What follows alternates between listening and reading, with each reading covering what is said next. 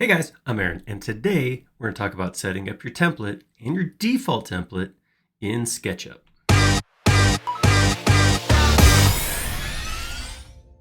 So actually a couple things we're going to hit on. One is we're going to talk about what is in a template. Like what does that mean when you say a template? What is that? I mean, obviously it's a preset of some sort, but what all is included in a SketchUp template? That's the first thing we're going to touch on. Then we're going to talk about how to set it up, how to save it, and how to choose if it's your default or just one of the templates you choose from. Let's hop in. All right, so I'm with the first default basic, I think it's called something like that, but it's got Tom here, gray floor. I just, that sky blue background with the axes right in the front. This is the simplest template. There's really nothing much going on here, but a template can be used for so much. I can put so much stuff in here. So I want to talk a little bit about what it is that makes up a template before we go any further. So first thing is what's in the model when you start. Most templates have this scale figure. If it's a default template from SketchUp, it is the years, each annual release has a different figure here. So it's that year's figure. So this is SketchUp 2025. So we have Tom here. That component's in here. It's a face me component, just a little ways from the axes. Yeah, pretty simple, pretty cool. That's easy. We do put this in here on purpose. It's not just to brag that we are people. It is to have a human-sized thing. Otherwise, I come in here, right, and I draw a rectangle and I pull this up. How big is this? Is this the size of a wood block like a child's toy? Is this, could I fit a car inside here? If I'm just zoomed in like this, I really have no idea unless I start checking lengths and sides. If I look at it here, I can go, okay, so it's probably like a couple feet tall because Tom's a human size person. All right, so that's the one thing. What's going on the screen, and not just like what components are in here on the screen, but also things like, do I want my axes on? Do I want to turn my axes on or off? What camera do I want to save in my default parallel or perspective? All of that is part of the template. Additionally, if we come over to, and I'm on Mac, so I'm going to show you the Mac windows here, but this is the same stuff that's in the tab bar on a Windows machine. Tags.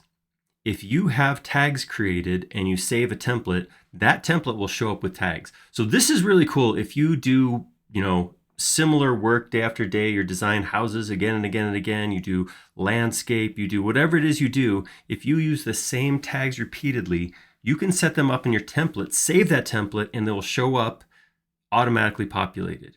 Now you do have to be careful because if you purge, you can get rid of empty tags. So you do have to be conscious of the fact that empty content will get thrown away if you purge. So if you save this and then the first thing you do is you purge, it's going to wipe all those out.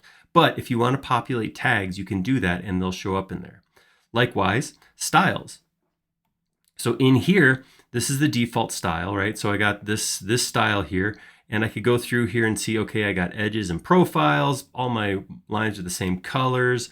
My materials, ambient occlusion, what's the background like, watermarks, my selection and section information. All of this is also saved into this template. So if you find yourself repeatedly, like every time I come in here and I set my section line width back to 1 and change away from the gray fill to a blue fill, whatever it is, you don't like doing that every time. Do it once, save it into your template, and then when you come in, you won't have to do it again. Likewise, keep moving down here, scenes can also be saved. This is really cool because if you do repeated types of things, if I want to always have, like this front facing scene, top face from the side scene, top view, if I do the same views over and over again, you can add them. You can add sections and save them in here too, and then key those sections to scenes. All that can be set up and saved and then used over and over again. Big time saver. So many people I talk to, first thing they do is they come in and they get rid of the scale figure, and then they go do this and they do this and they do the same stuff over and over again. They could save themselves so much time by changing that once and saving as a scene. So we're going to come back here and actually do this, but I want to just run through the things real quick.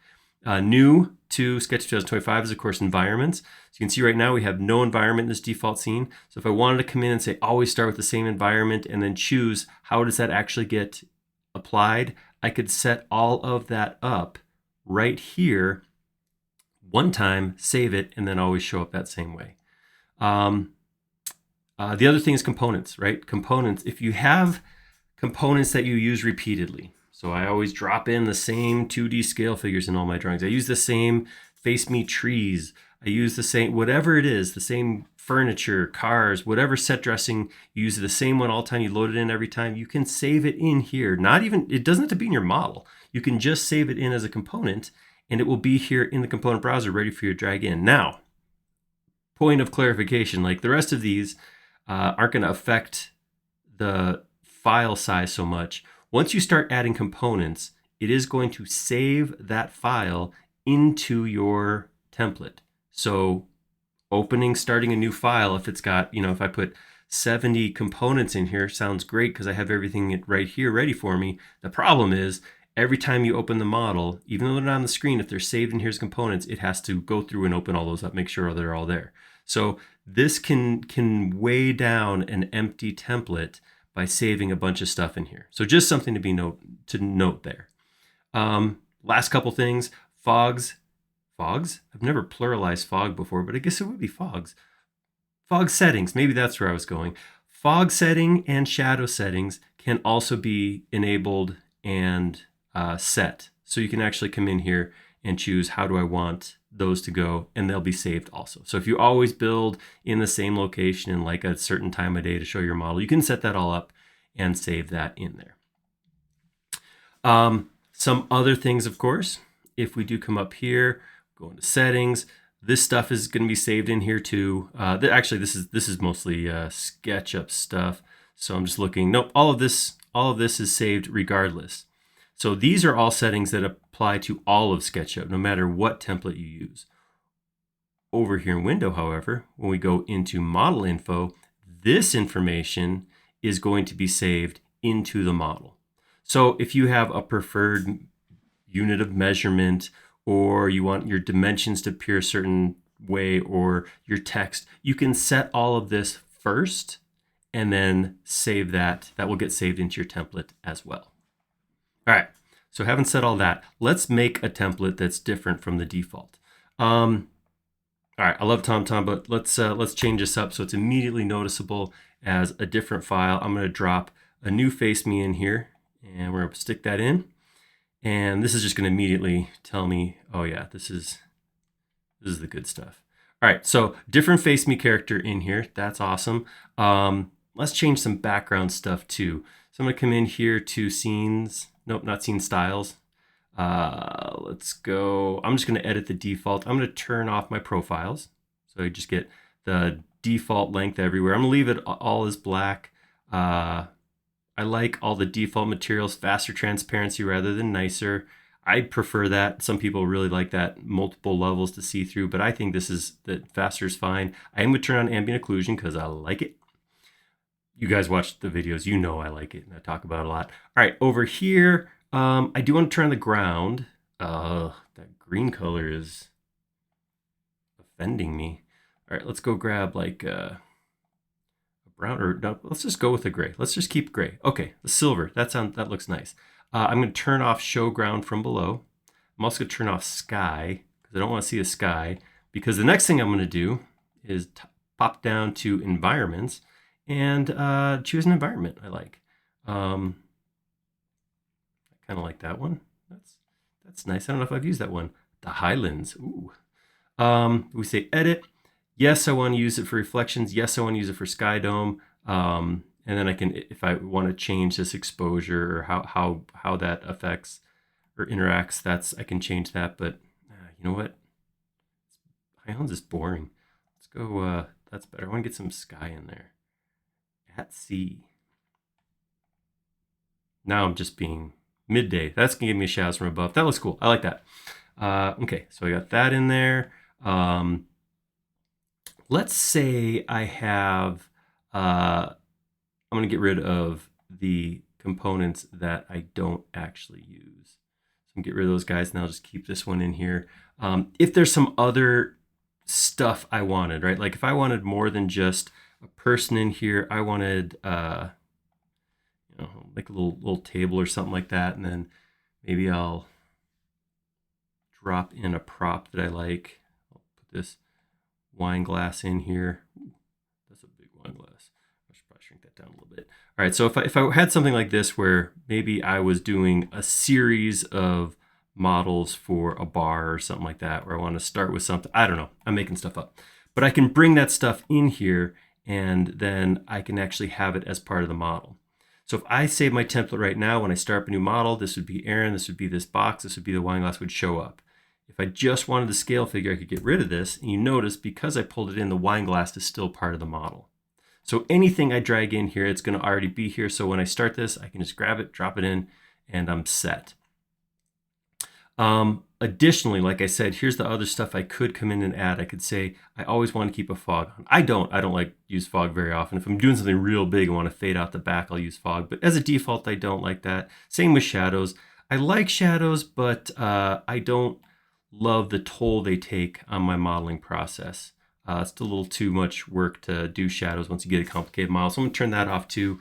And then just to, let's go ahead and add a couple of tags. So I'm just gonna hit plus and I'm gonna say, I don't know, I'm just gonna, or no, here's one that I use a lot. I use a reference layer, REF. So I usually put that in, and then we'll put in another one here that is main.